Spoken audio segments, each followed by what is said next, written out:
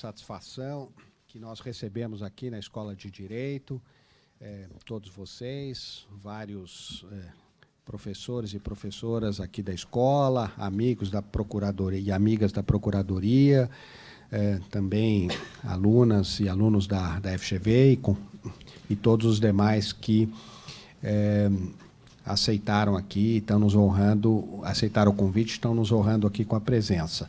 Eu, antes de prosseguir, tenho que ler aqui um disclaimer que a Fundação Getúlio Vargas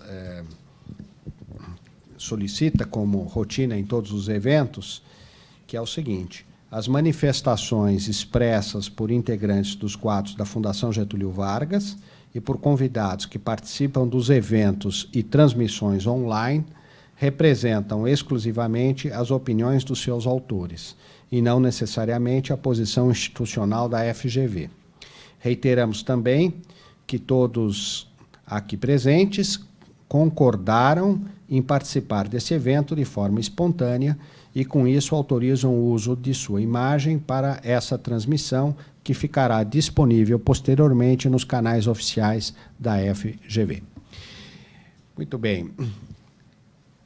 Dispensando aqui apresentações, à minha esquerda, a Cristina Mastrobuono, colega queridíssima da Procuradoria-Geral do Estado, amiga pessoal, e do meu lado o Bruno, que ainda não chegou ao, eu não sei se para o bem ou para o mal, Bruno, ao tempo de aposentadoria. Só o futuro. Se houver, né? Só o futuro vai dizer. Mas também um amigo, um colega, tivemos já muitas oportunidades de interação,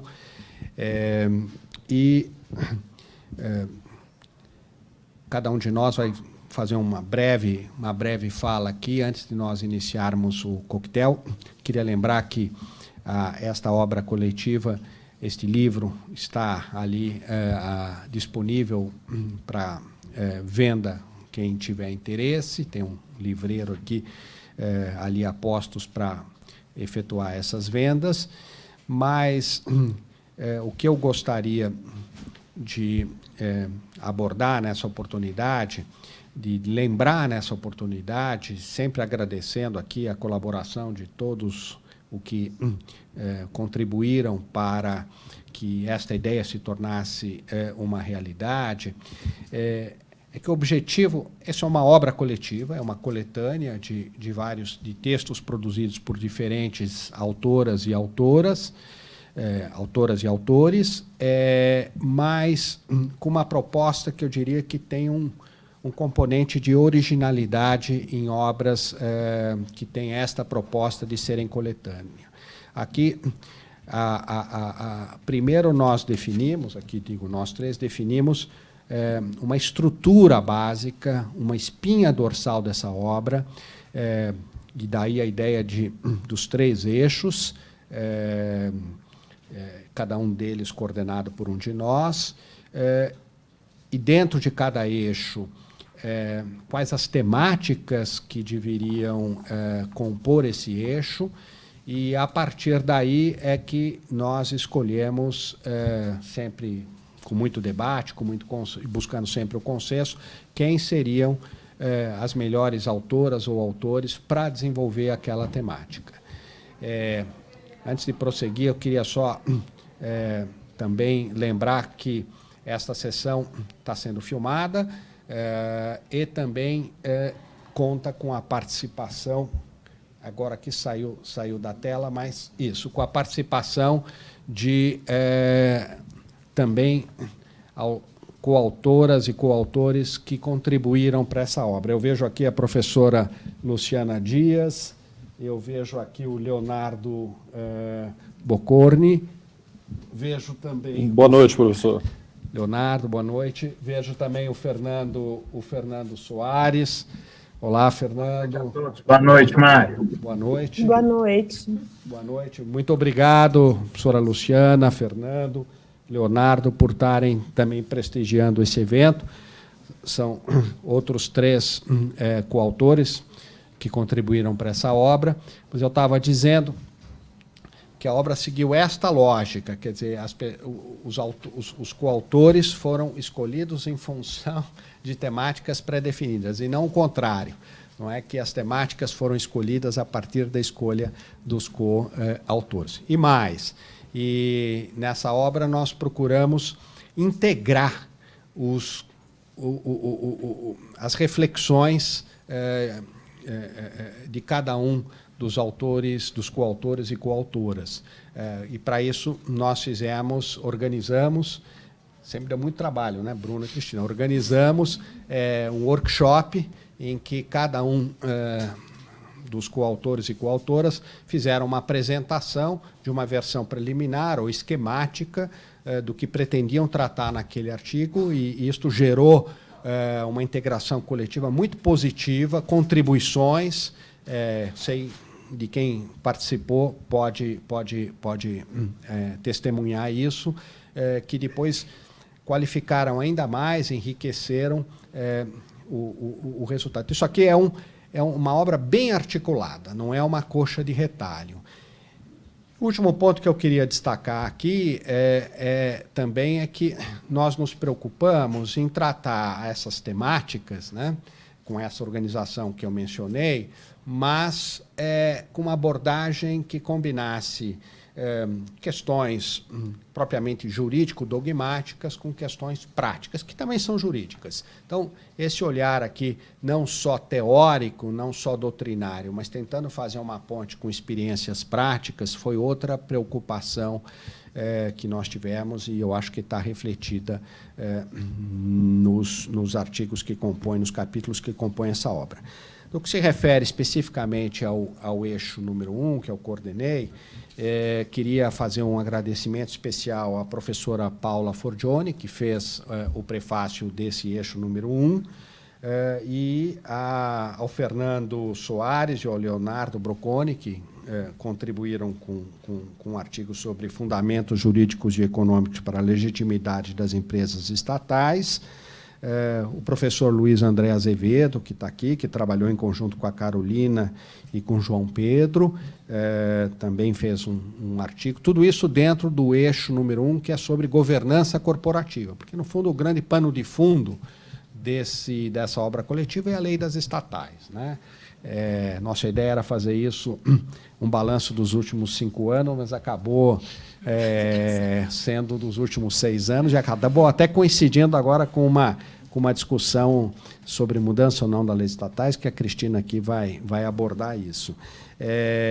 Também queria agradecer o professor Rodrigo Fialho, que está aqui presente, pela contribuição. São sempre temáticas que estão inseridas no contexto da governança corporativa das empresas estatais, sobre a ótica da Lei 13.303. Queria agradecer também à professora Lígia Maura Costa, que contribuiu com o tema sobre governança, integridade e compliance de empresas estatais, e a professora Luciana Dias, que estava aqui, nós estávamos vendo aqui, que contribuiu com um artigo sobre o Estado acionista e política de propriedade. Então, mais uma vez, muitíssimo obrigado pela presença de todos vocês, prestigiando aqui essa obra, esse evento. Queria, então, passar a palavra agora ao Bruno. Boa noite a todos. Gostaria de agradecer a presença de todos aqui, agradecer, em primeiro lugar, aos que participaram e contribuíram para a obra. O principal objetivo desse evento hoje é agradecê-los. Esse é o principal objetivo. A gente até pensou em formatos em que todos conseguissem falar mais. A gente falou, primeiro vamos fazer um lançamento, um coquetel de confraternização. Então, eu queria estender esse agradecimento para todos. Vou deixar discussões de mérito para a Cristina, que vai problematizar um pouquinho mais a temática.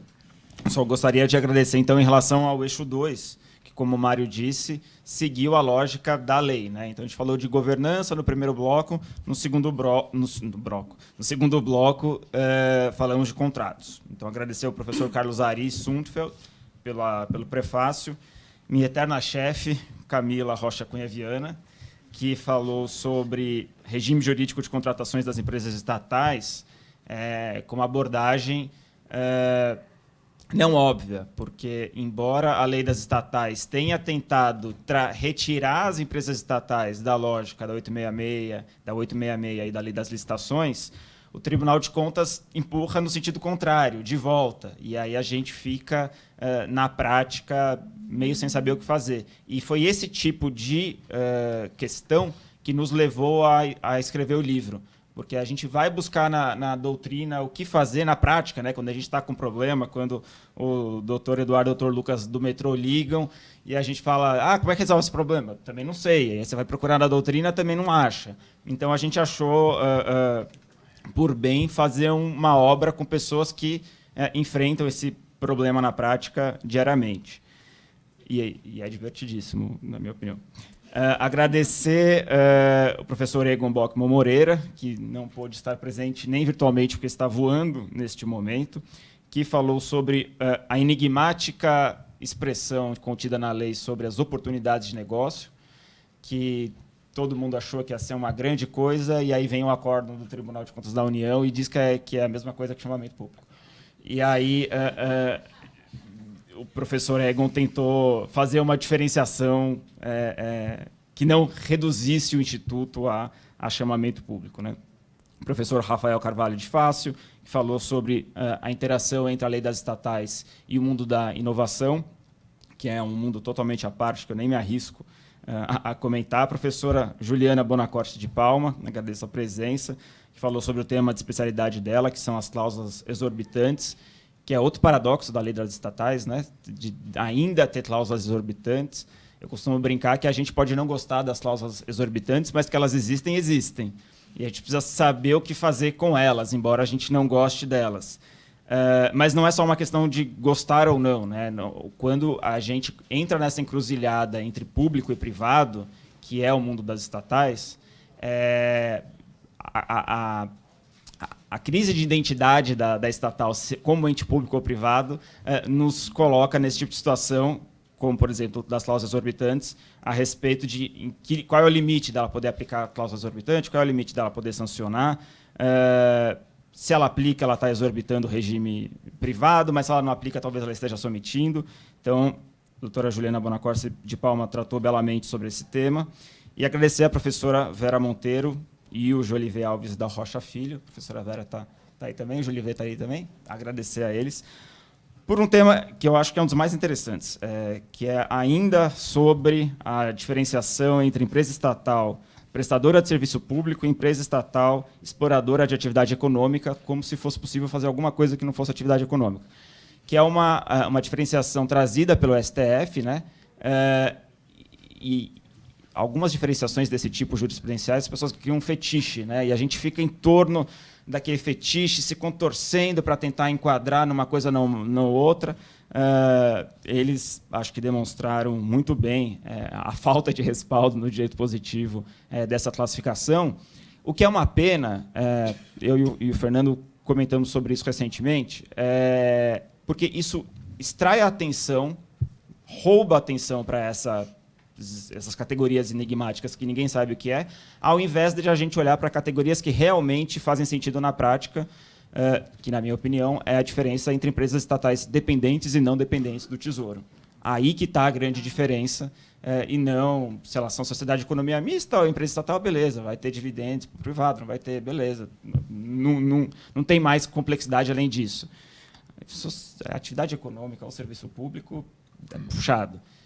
Enquanto isso, a gente não discute o que é o mais importante, que é quem está. O doutor Carlos Eduardo Braga está aqui, vai ficar feliz em eu falar isso, que é quem está na lei orçamentária e quem não está.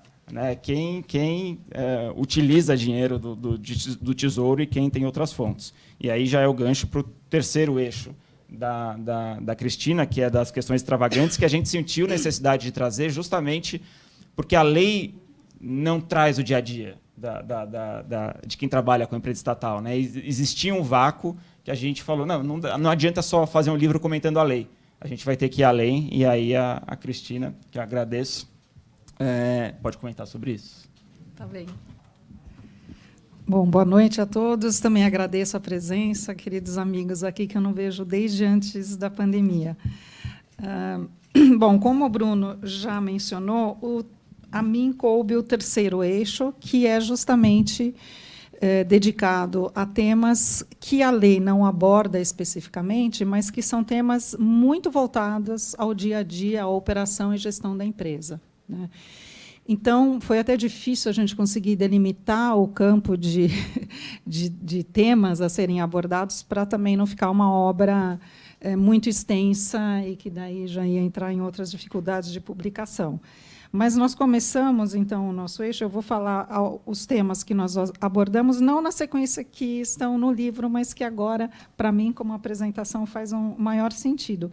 A começar pela discussão dos empregados e administradores das empresas estatais, o apontamento do regime jurídico, que é um tema, queira ou não, que continua até hoje como uma dificuldade enorme. São empregados públicos, são servidores, né? É incrível o número de profissionais que até atuam mais ou menos na área, que ainda continuam achando que é o mesmo regime dos servidores, enfim. E isso, logo no começo, que começamos a atuar na área de empresas e fundações na Procuradoria, tomamos uma lição do Elival, então, Procurador-Geral do Estado, falou, são empregados, ponto.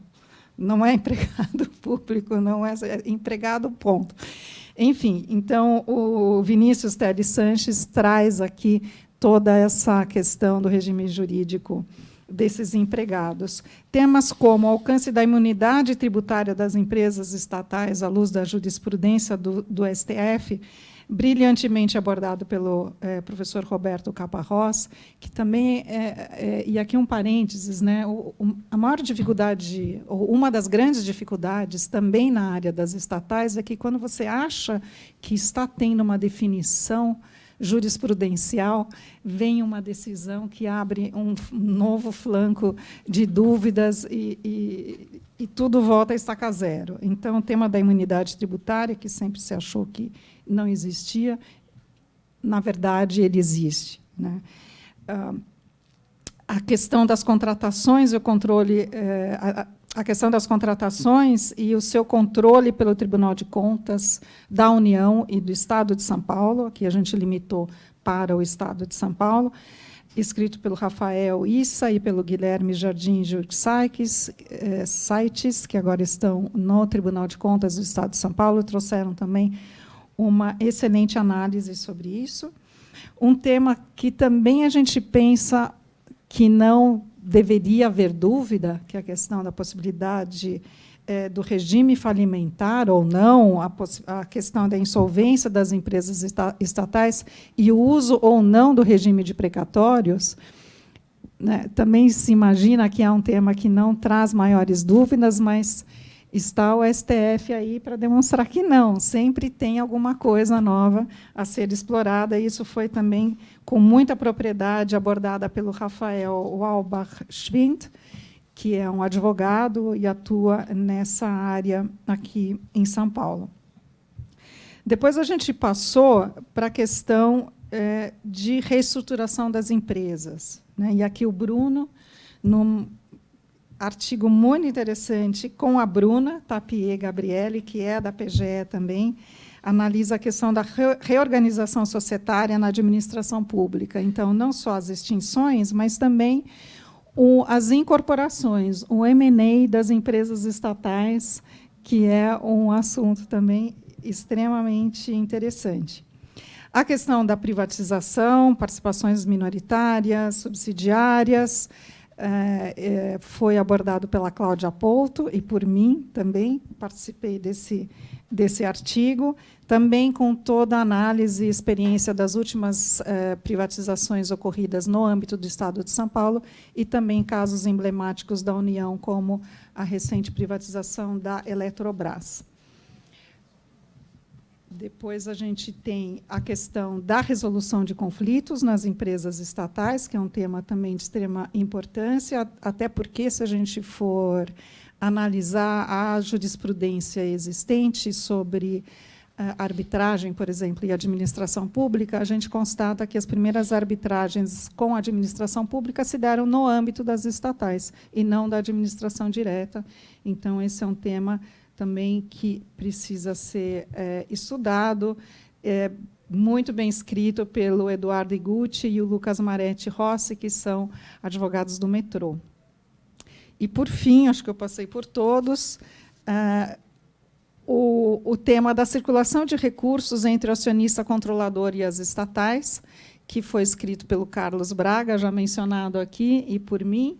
E esse tema eu tenho um carinho muito especial, porque nós enfrentamos inúmeras vezes, no âmbito da Procuradoria, essa questão de até que ponto pode haver o repasse de recursos das empresas do Tesouro. Perdão, pode haver o repasse de recursos do Tesouro Público para as empresas, até para a execução de políticas públicas, né? Repasse de recursos que não sejam necessariamente destinados ao aumento do capital social, como isso é tratado. E o Carlos sempre nos ensinou que tudo pode ser uma operação de crédito, então a gente precisa sempre analisar com cuidado para não cair nas limitações da Lei de Responsabilidade Fiscal. Bom, fazendo essa apresentação dos temas para vocês, eu quero só abordar, como o Mário e o Bruno falaram que eu iria problematizar um pouco, eu queria só chamar a atenção que nós quisemos nos dedicar ao estudo das empresas estatais, não só porque ela fez 5 anos, mas porque foram 5 anos de resultados visíveis, de resultados positivos pela implementação de diretrizes de governança, diretrizes de eficiência que vieram no bojo dessa lei, né? Vamos lembrar que essa lei veio como uma resposta às necessidades de uma boa gestão pela administração pública, mas também como uma resposta o clamor da população, vamos chamar assim, por conta de todas as impropriedades que ocorriam no âmbito das estatais, né? Isso ficou muito claro na fase da Operação Lava Jato, mas certamente isso já vinha acontecendo há muito tempo. Então, a lei veio atender essas necessidades e, de fato, aparentemente, já há resultados positivos, tanto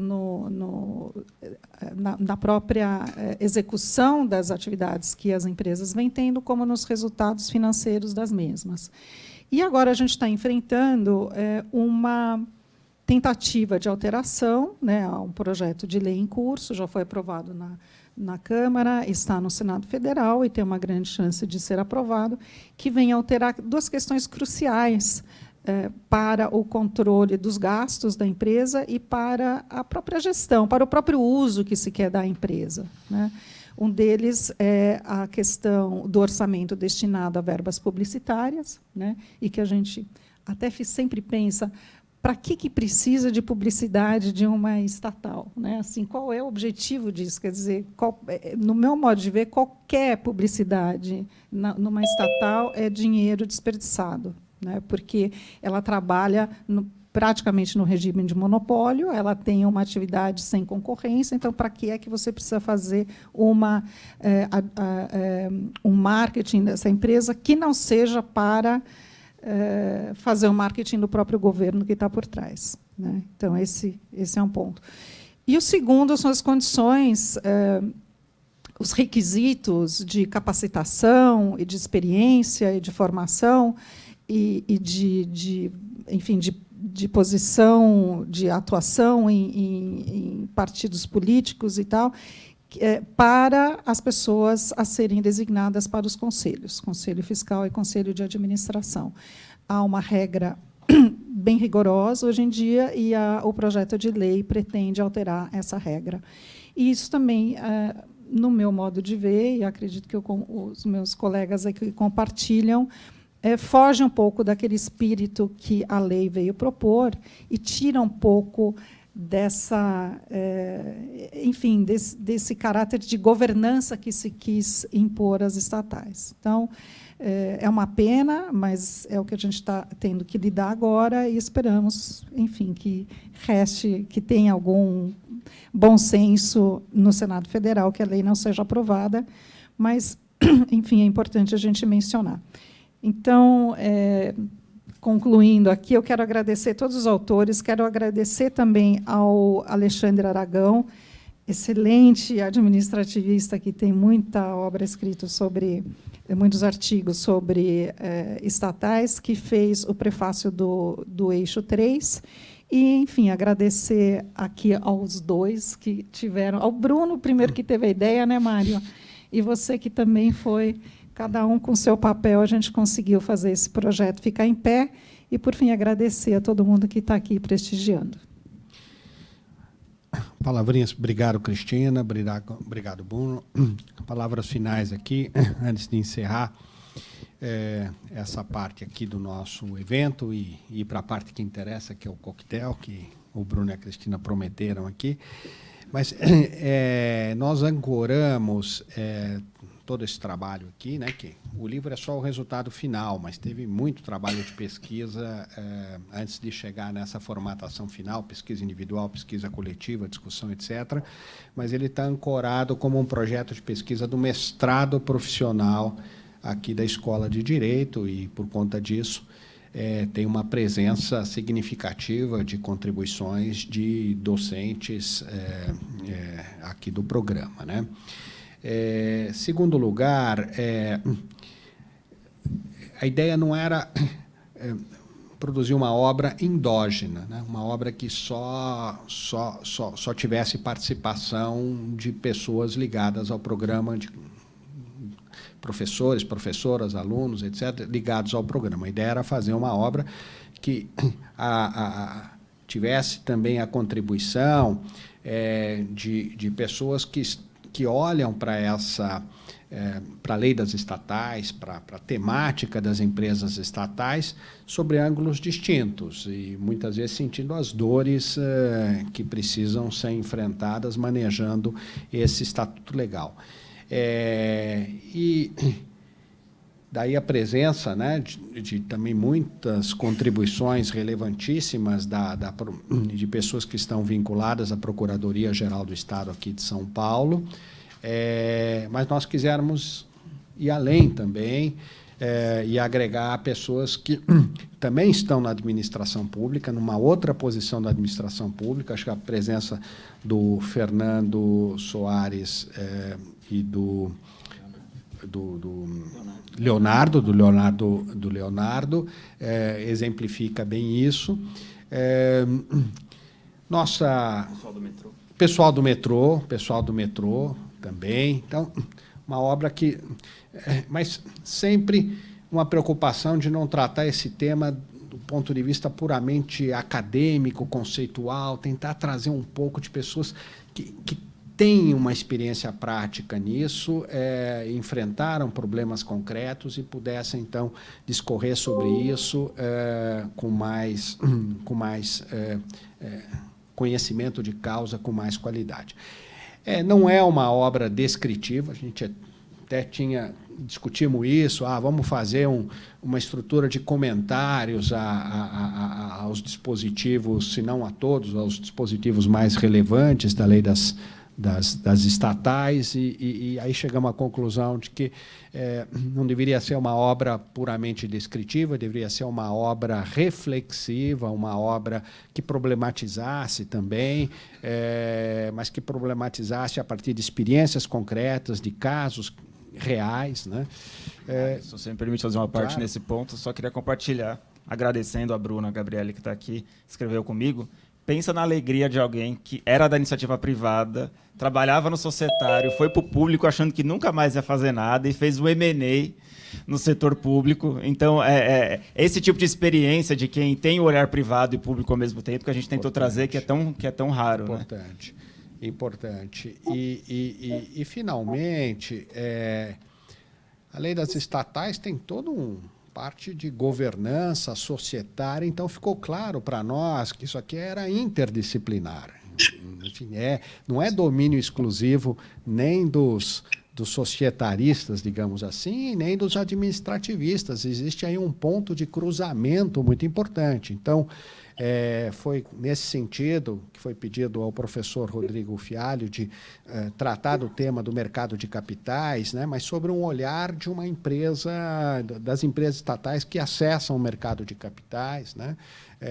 O professor Luiz André aqui também, que contribuiu com os órgãos societários, tem especificidades, mas existe uma origem comum, né? As estatais estão sujeitas à lei das sociedades anônimas, né? O Brasil não fez essa opção. A lei das estatais não retirou as empresas estatais do regime da lei de sociedades anônimas. Tem algumas exceções, naturalmente, mas então, quando se estuda em empresas estatais, quando se quer resolver, especialmente os problemas que envolvem governança corporativa, que envolvem societário, tem que ter um olhar para a lei das sociedades anônimas também, né? Então, aqui tem esse desafio, né, de unir estudiosos do direito privado, direito comercial, direito societário, direito empresarial, com também estudiosos do direito público, do direito administrativo, né? A professora Luciana também fez uma contribuição importante aqui sobre o Estado como acionista controlador, trazendo todo aqui para a obra uma pesquisa que ela desenvolveu a pedido da OCDE sobre governança das empresas estatais, sobre a ótica mais especificamente dos deveres e responsabilidades do Estado como acionista controlador. E eu que fiz aqui uma contribuição, é chato a gente falar de si próprio, que o Bruno falou da Cristina e a Cristina falou do Bruno, né? Mas como eu não tive colaboração de coautor, eu procurei fazer num capítulo inicial um balanço da lei das estatais sobre uma ótica do que era visto, uma visão pessoal, mas eu acho que está bem conectada com a realidade, ela é compartilhada por outros estudiosos, outros gestores, outros profissionais que lidam com essa temática, mas um olhar das contribuições positivas que a lei trouxe, e Cristina mencionou aqui, né, e também que possíveis aprimoramentos a lei ainda pode propiciar. Não retrocessos. Eu acho que a gente tem que tomar cuidado. Até falei isso hoje num debate sobre a lei do saneamento, né, que também está com proposta de mudança. Quer dizer, o problema aqui não é tanto marcar mais gol, né, não é jogar no ataque, né, não queremos ser centravantes aqui da lei das estatais, mas o mais importante é não levar gol nesse negócio, né, e não retroceder. Mas tem espaços de aprimoramento e eu procurei apontar aqui alguns que me pareceram relevantes. Então, com isso, vocês querem falar mais alguma coisa? Então, com isso, eu encerro aqui essa apresentação da obra. É uma contribuição que nós estamos dando aqui à comunidade jurídica, mas à sociedade brasileira como um todo. Quem sabe os políticos se interessem um pouco para estudar isso aqui.